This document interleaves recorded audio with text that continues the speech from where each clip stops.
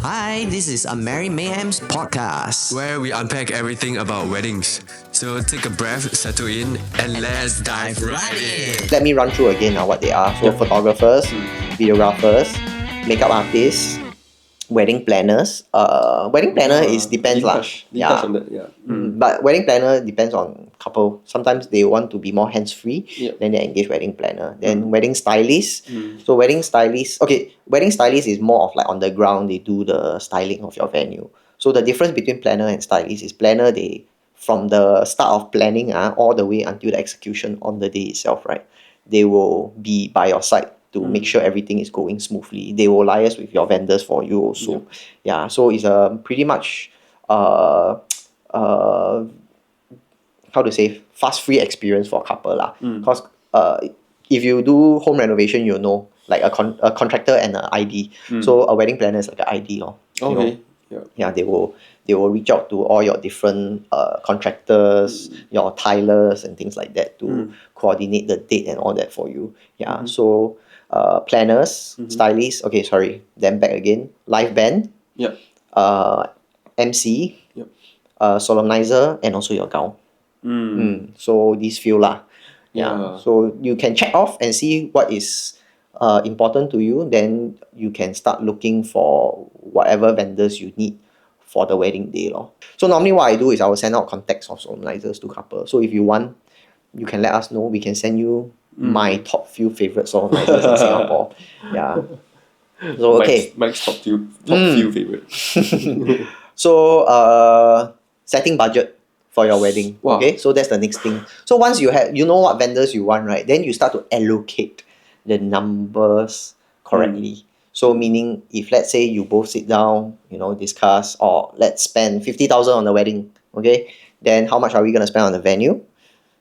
How much are we gonna spend on the vendors? So you start to allocate according to your budget lah, that But- you have. You see, like, after knowing all the vendors and stuff, Mm. and also like venues, then how do you determine like how much is a good budget for the wedding that you want? I think maybe y'all can sit down and determine which vendor is the most important to you. This vendor list includes venue. So because some couples they will put a lot of emphasis on photography. Okay. To them, photography is very important because after your wedding, the only thing you have to look back on is your photos or even videos.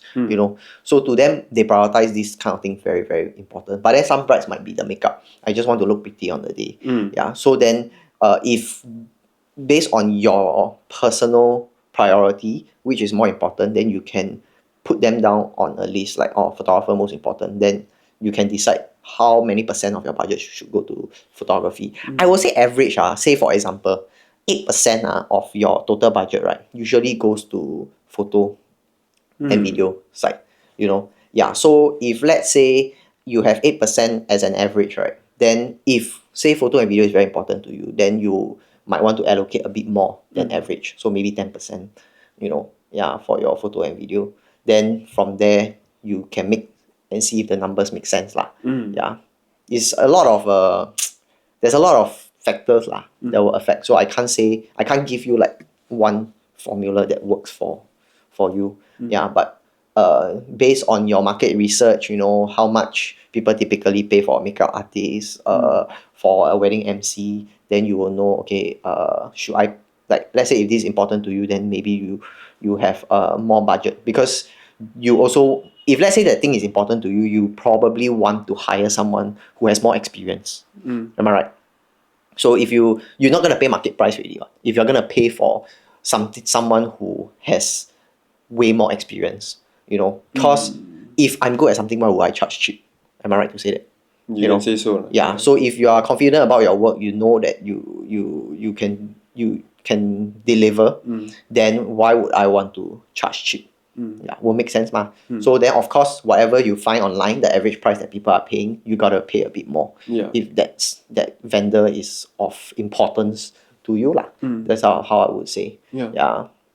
So yeah, I mean just give a ballpark figure, because I don't know other services, but you say for example as a photographer, I would say typically average market rate you are looking at somewhere between just wedding day, it's just maybe 8 to 10 hours. You are looking at somewhere between 2,000 to 2,500 on average. So if you want someone of more experience or like are better at their work, that don't charge average, right? You'll be looking at somewhere between 3,000 and up. Yeah. You know, for just for photo. Just for photo. Yeah. So like videos, right? There are people charging at 1,000. There are people charging at 4,000, 5,000. Yes. Yeah. I've So seen. there is no I would say benchmark.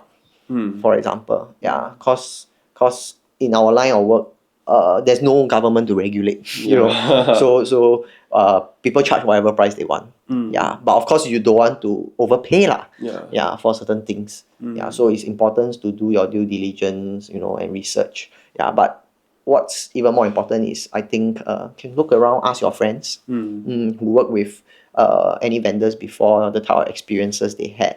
You know, sometimes it's not all about budget, you know. It's also about the quality of the work, the service that they provide, whether it's good or not. Yeah, if I believe on the wedding day itself, you probably want your guests to be well taken care of. Yeah. You know, so all these vendors you engage, how they treat your guests is also very important. 给你面子嘛, you know. In a way, yeah. Yeah, imagine they are very nasty, you know, or rude Yeah. to your guests. It doesn't look good on you as the host for the wedding. So it's important that you know the type of vendor you are working with, what their personality are like. Yeah, because it's not all about the deliverables. It's also about how they engage with people. The experience itself on the Yeah. day. So then the next one would be what I normally like to share with couples. I think a lot of couples got a lot of misconception like, oh, so the topic is actually when to book your wedding vendor. Oh, okay. So after you do all your research, you know, your budget and all that, then when is it time to really lock down the vendor? Get to meet them or start to you know, do your meetups or interviews, you know, to determine and shortlist who's the one. So roughly when would you recommend? I know. Okay, let's talk about maybe the venue first before the vendors. Okay. So when should they book the venue? I would say venue probably like 1.5 years before. Mm. Yeah. So ideally, a lot of times like venues are being booked out very quickly, especially on auspicious dates. Yeah. Yeah. So once you have your auspicious dates ready, like it'll be good to quickly go and book the venue first, because it just gets taken out really quickly. Yeah, a lot of my couples like they got say before like, oh, they just keep changing the dates because just certain stuff don't match. Yeah. Yeah. So I think 差不多 1.5 years I would say also. But it really depends on whether it's auspicious date or not. True. Yeah, because sometimes before finding venue, right, or deciding on a date, couple will go and 算 嘛, Yeah, you know, find auspicious date. There's this guy called David Tong, very famous one. A lot of people like to find. Oh, okay. Yeah, he's a very popular 算命先生. Yeah, so he will give you a few auspicious dates lah, based on your time of birth, you know, your zodiac and all that. Yep. Yeah, so if you go and find auspicious date, right, then or if you find nice number, like those like repeated numbers, Yep. like 2505, like this year, 25th May Yeah. 2025, Yes. 250525. A lot of people inquire. So this kind of date, people will probably start looking for vendors, even more than 1.5 year before the wedding date. Yeah. So there like for example, last year December, right? 24 December, some couples, you already got 2 couples booked September 2026. Wow. And it's 2024, bro. Year end 2024. People are booking 2026 third quarter. Wow. It's quite crazy. It's very far away. Yeah, if you think about it. So so there must be certain things about that date that why people are going for it so early. You know. Yeah. So it's important that you start looking for venues. Because venues first, Yeah. I have I have couples that book photographer first also lah. You know. But like I said, it boils down to what is most important to you. Yeah. If your photographer you really, really want to work with, there is this particular photographer you really want to work with, right? Then probably yes, you go and find him first. Then venue, right? You just find an available venue that you book the photographer lor. Yeah. You know, but usually it's more often it's the other way around lah. Yeah. Yeah. So find your venue first. Roughly about 1.5. I say average people start looking 1 to 1.5 years before. Correct. Yeah. Yeah. They secure the venue. Okay. Then only after you secure your venue, right? Then you start to secure your vendors. Yep. Right. Okay. So I will assume vendors. What would you suggest to couples when to start booking your vendors? Photographers and videographers, ideally Like makeup artists also, not just us lah. oh yeah. Makeup artists, actually they get booked out quite fast also. Yeah. I would say like 1 year in advance, ideally. Okay. Yeah, I will also give about the same suggestion. Yeah, so about 1 year beforehand. I think it makes sense because like you book your venue already, then after that you can have about half a year time to go and look at what vendors you want and then go and study your vendors and all. True. Yeah, so like there's still a bit of like time frame, but usually like 1 year in advance. Yeah. Yeah, your photographers, videographers, and makeup artists gets booked out. Yeah. Yeah, I will also share the same sentiments. Yeah. Yeah, so your wedding photographers and makeup artists, all these, I think it's all because okay, you see, we only have 52 weekends a year, realistically speaking. I mean, there's only 52 weekends, and then Saturday, Sunday, there's 104 lah, typically. And then you minus off 清明节, April. Usually April is very quiet for us, and also Ghost Festival, which is somewhere around August to September. Yeah, it usually crosses over to September. So these 2 months, if you minus off like nine weekends, then we're probably left with like maybe around 80 plus weekends. Yeah, 80 plus weekends that we can work. I even got a couple like I'm not trying to flex or what, but I got a couple change wedding date because they realized that I'm not available. Yes, they go and book their venue first. And then after that, right, they thought they were very early. So they then came to me and say, because he's been my groomsman for like 3 weddings already. So he know, right, like I confirm want to work with Michael for my wedding lah. So when he came to me was about 1 year lah before the wedding date. Then he realized I'm not free. Then he's like, oh shit, what do I do next? Change. So yeah, they on the spot they call to check the venue whether they allow him to change from a Saturday to a Sunday. Wow.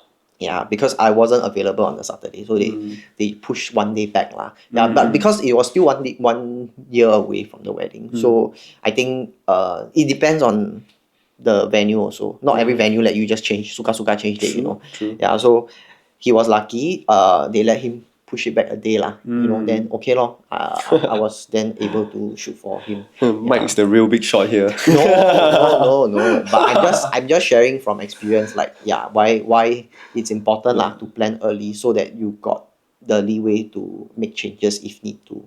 Yeah, during COVID it was a nightmare. People were like forfeiting their deposit and things like that. Why is that? It was quite crazy because of all the changes in regulation back and forth from the government. They were suddenly saying that no wedding allowed. Okay, then suddenly this week wedding allowed again. Then 1 month later suddenly don't allow more than 100 packs. Only can allow 50 packs. Things like that lah. Then it keeps cocking up the couple's plans for the wedding, which was very frustrating. Actually, that's quite ridiculous. So why do you have to forfeit your deposit? Because like it's not entirely your fault that this thing happened. Yeah. So, but the thing is, a lot of all these businesses, vendors, hotel venue, they are not making money because of wedding. But not wedding, because of COVID. Then you suddenly ask them to refund the money, right? It will also affect the business's cash flow and liquidity. So they cannot just anyhow refund the money lah. I mean, I can't say for sure, but at least for myself, from my perspective as a business owner, I know cash flow is very important. And then imagine suddenly all your clients or customers come to you and say, hey, I want refund. True. Then suddenly where you get so much money to give back.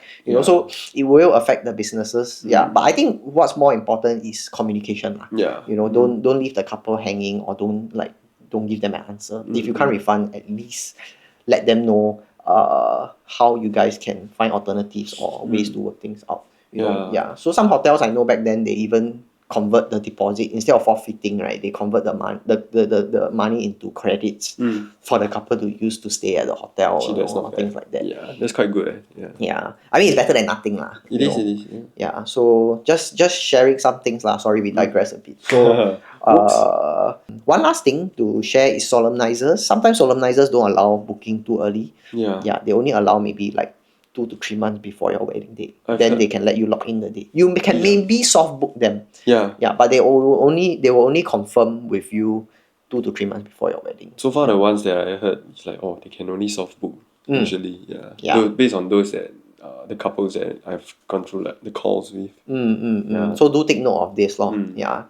Then next thing I will say on the list would be, so once your venues also secure, vendors also secured, then I think the next thing in line would be your wedding invites. Yeah. So you need to send out your wedding invites lah to your guests. So when do you send out your wedding invites? Want to make a guess? 3 to 6 months probably. There is no correct answer. Yeah. You can send out 3 to 6 months, but my advice is not too early. I will consider 3 to 6 months a bit early. Oh, Yeah. why is that so? Okay, wedding invites is because you have already kind of like decided how many number of packs you want to invite, Yeah. and you already kind of know that these people will show up, so you know the size lah for Rough your wedding, numbers. the rough Yeah. number for your wedding, but you only want to confirm their attendance, I would say 6 to 8 weeks before the wedding, because too early Yeah. people will have changes along the way. So now you ask them to RSVP, let's say 4 months, 5 months before your wedding, but then suddenly 2 months before your wedding, they might have to fly overseas Yeah. for some personal reasons. Yeah. And then they have to, then you end up, your RSVP not accurate. So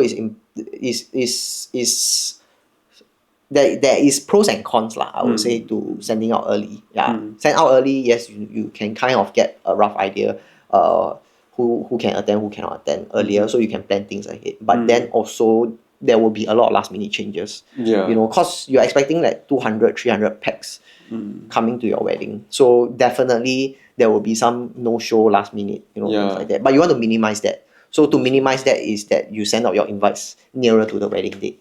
Like the confirmation. Actually, Yeah, the RSVP. confirmation. Yes. Yeah. So I mean 3 to 6 months is also okay lah. Yeah. But my advice, his is 3 to 6. I say maybe 6 to 8 weeks before your wedding. Yeah. Makes more sense that we actually. Yeah. Yeah lor. Okay, so wedding invite sent out already, then what's next? Timeline. Yes, exactly. That's what we always do with our Yes, couple. yes. Yeah.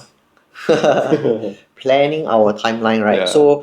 So planning the timeline is very important, but I think a lot of couple have no experience in doing wedding planning. So I mean the timeline planning lah. Yeah. So of course maybe you have some experience helping your friends. Maybe sometimes I mean usually I see bridesmaid lah helping the bride with the wedding day coordination. Yeah, if they don't have a wedding planner lah. Yeah. So timeline planning. Maybe you've been a bridesmaid before. You roughly know what happens on the wedding day, but more often than not, couple will still miss out the nitty gritty details lah. They don't know how much time to allocate for certain parts like tea ceremony, outdoor photo shoot with the bridal party, how much time they need, traveling, back and forth. Because usually in the morning there's a lot of activities, a lot of places to go to. Yeah. Customaries.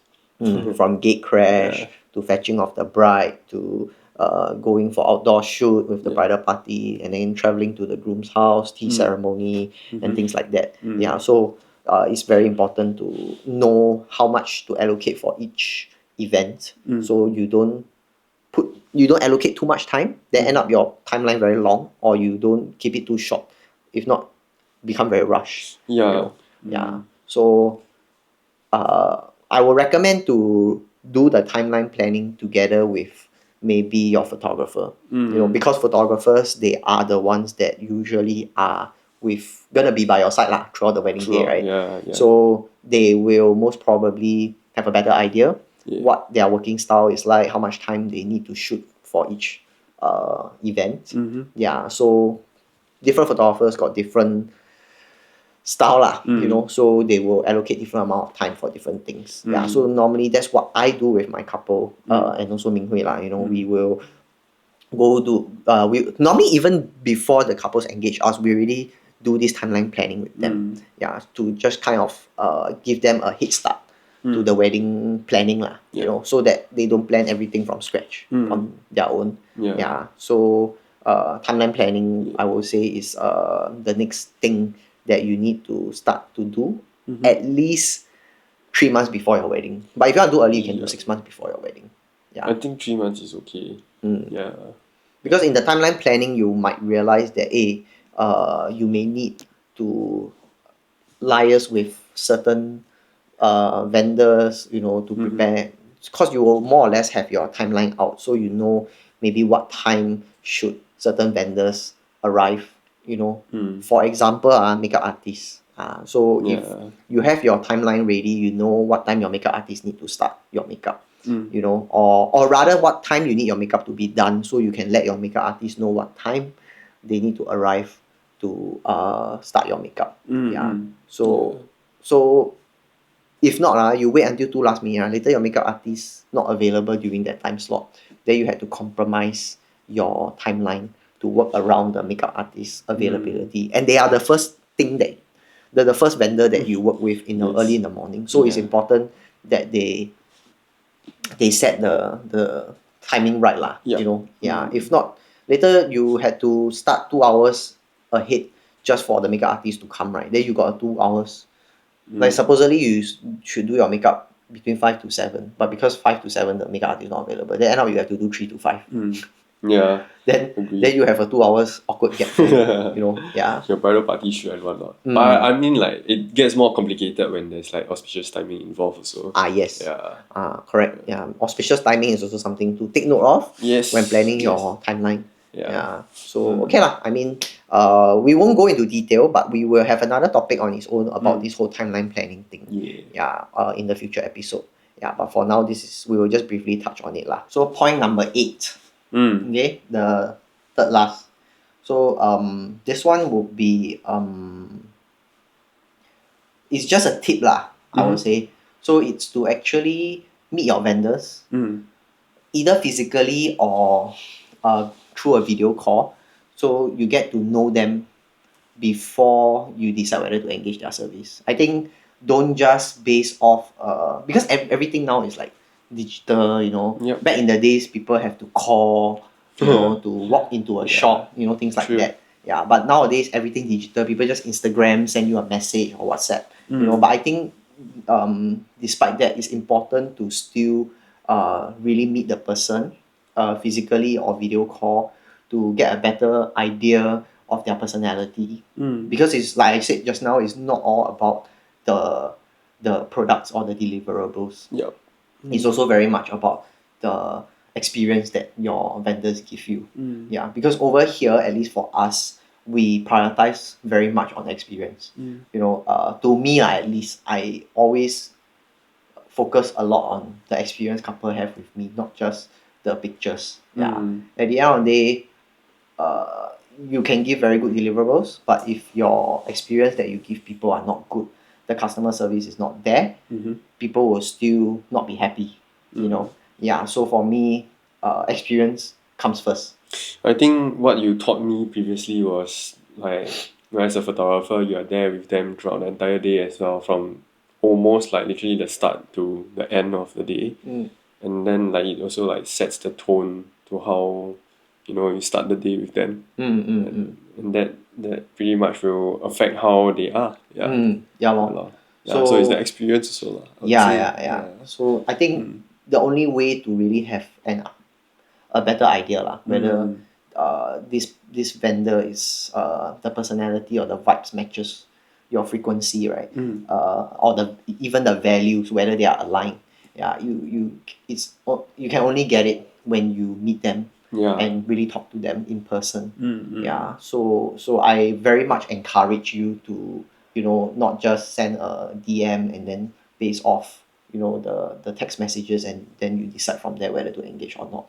I think get on a call, meet them physically, talk to them, you know, and then from there you will have a better idea lah. You know, your instincts will tell you whether this is someone that you can work with or not. Yeah. You know, Because for me, sometimes maybe some vendors are more expensive, but you vibe very well with them. And then another vendor maybe matches your budget, but you don't really vibe very well with them. So what do? You know, I would say go with the one that is slightly above your budget. Try to negotiate or try to see if there are certain things that they can work out for you.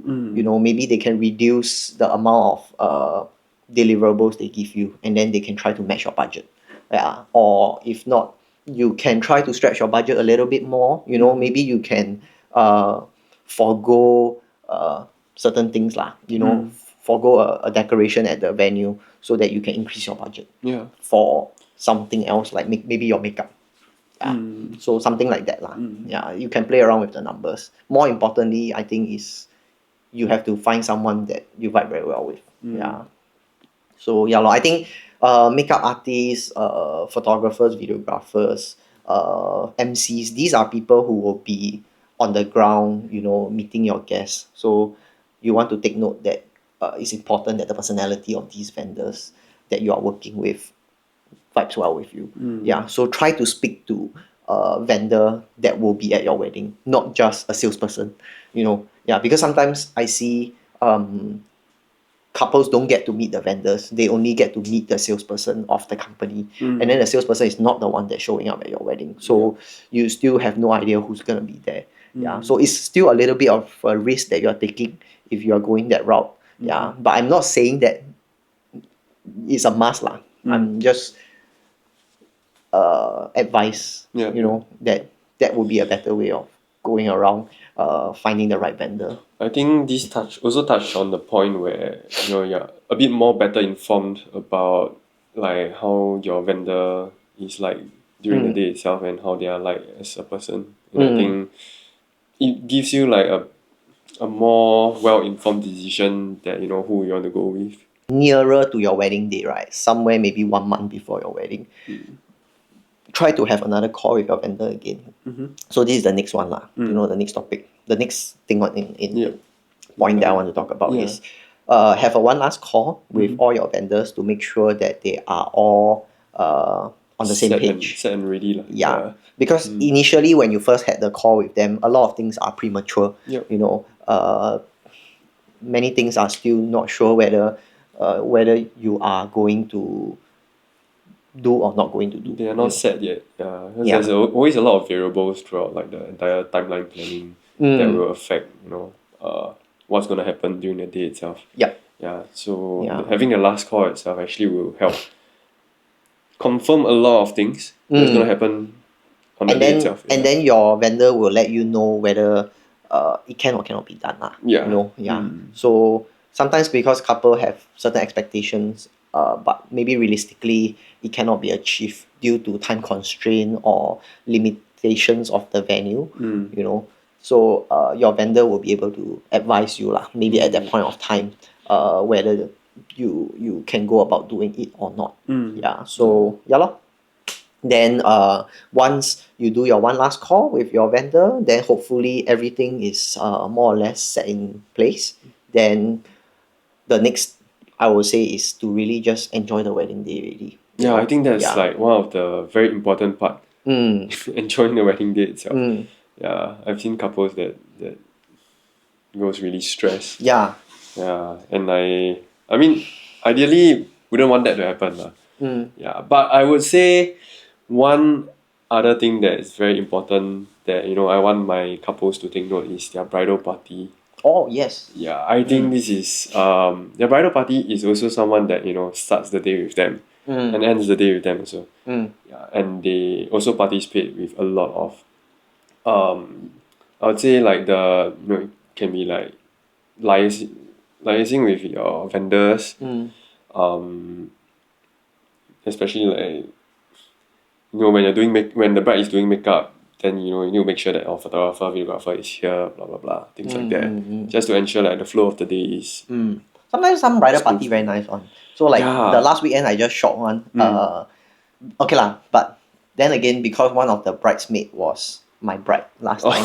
You know, so shout out to this bride named Joelle. So yeah, so she was the bride that was the bridesmaid that was taking very good care of me and my videographer. Yeah, so ensuring that we have food all the time. You know, when the weather is hot, we have drinks. You know, and then everything is the photos and videos are ready. You know, so she's helping the bride ensure that the program flow is going well. Yeah, definitely. So- Timekeeper and all, I think all these are very, very important to, you know, the flow of the day. Yeah, But and- I think yeah. also because she has experienced a wedding day on her true, own before, true. so she's in a good position to know what's happening and what to prepare, you know, what to anticipate. Yeah. Yeah, definitely. And I love like, you know, bridal party shoot with all the bridesmaids and groomsmen. Like Yeah. sometimes like they are just really funny and they're just unhinged, you know. Yeah. I love it. I think one tip is to let your bridal party meet one time at least before the wedding, because sometimes the groomsman and the bridesmaid never met before. Yeah. So you can arrange like a night out for all of them to you know get to know one another first. So at least on the day, because sometimes you know the gate crash, right? The bridal party very polite to each other because they never met each other before. Too nice. Yeah, little bit awkward. And then they very gentle. Then you know, as vendors at the side when we shoot, it's a bit too formal already. You know, it doesn't look. But of course, nothing wrong lah. You know, but of course we prefer more fun, more rowdy type of wedding. So if they already know each other before that, then okay lah. You know, they can already break the ice already. True. Yeah. You don't want them to be breaking the ice during the gate crash, right? But literally, sometimes they really play the break ice. You never know. They freeze the key and then they break the ice. Oh yeah. That one's like literally breaking the ice on the day itself. It happened. This is something that I always share with couple during the discovery call, is to actually remember to always be more present on the wedding day. You know, because you have already done so much planning, you know, throughout the past 1 to 1.5 years. Yeah, and then the wedding day itself, right? Stop doing your planning. You don't have to plan anymore, because that is the day that you are supposed to enjoy the fruits of your labor. Correct. You know? Yeah. So just let go of all the things that you have already prepared. Because I would say, after so many weddings, right, a lot of things I've seen is half the time lah, you know, things don't go your way one. Yes. Because there are so many factors that is beyond your control. For example lah, just one, weather, you know. It might rain, it might not rain. Yeah, so things like that can happen. Then as a photographer, at least for myself, I come across this very often. So at least I know what are some of the contingency plan that I can do in order to work around this. Yeah, so there can be a lot of things that don't go according to plan. But if you can let go of the imperfections and embrace the day for what it is, and still enjoy your big day, I think that is very, very important. I think it forms part of the day itself, you know, to be captured. Yeah, and usually like what you said, things don't always go according to your plan. And when it really did happen like that, right? Then I think one thing that you can do is to discuss with your photographer, videographer on the spot, like you know, what we can do from there. Whether or not, if it's raining, then can we just go to like hotel to shoot, or like somewhere that's indoor to shoot? Then that would be I think we can always settle a lot of things on the spot as well. So just be present and just enjoy the day. I think that's very important. Like I can share. I mean, people like to listen to story ma. So I just share something very funny. So there was an incident where a bride locked her, not bride lah, the groomsman. So he was in charge of the bridal car ma. So he actually was supposed to drive the bridal car out of the bride's house, to, like fetching the bride and the groom lah. But what happened was he accidentally locked the car key inside the car boot. Yeah. So I mean, the newer cars, right, you can't do that lah, because they will have like detection. They know the key is in the car, then the car cannot lock from outside. Yeah. So, but apparently it's an older car lah. So his car was inside the car boot, and then somehow the car door was locked, and once he closed the boot, it cannot open. So the bridal car was basically stuck at the void deck lah, you know, underneath the HDB flat. So the bridal car couldn't drive off. Yeah, so it's quite funny lah, looking Yeah, back. yeah. But of course they were panicking for a while lah. But I reassured them that everything's gonna be okay. You know, don't have to worry so much. What's the next thing? You know, call.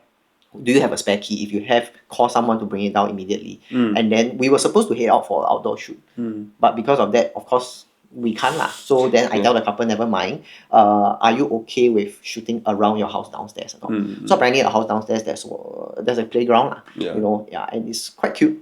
Yeah, so I went for a different kind of a look lah. Yes. Yeah, but I just have to double confirm with the bride whether she's okay with this kind of pictures. You know, yeah. So in the end, we end up doing the outdoor shoot at the void deck while waiting for the car key to arrive. Yeah, so I mean, it wasn't a big deal lah after all. Yeah. But if if you panic, you know, then everyone around you panicking, right? Then for I mean, the photographer wise, I also don't know what, if let's say I'm inexperienced, I don't know what to do, right? I might just panic. Panic together, everyone panic. Yeah, so it's important that sometimes you find a vendor also that is experienced, so they can help you during times like these lah. You know, yeah. So you need some form of reassurance on the day itself. Yeah.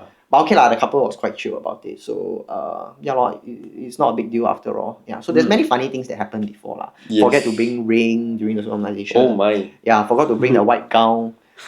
When they reached the hotel, they left it at home. You know, IC last time need to bring physical IC. Parents forget to bring. Yeah. All these funny things. Yeah. So it's okay lah. I mean, at the end of the day, what's most important is sign your cert, have fun.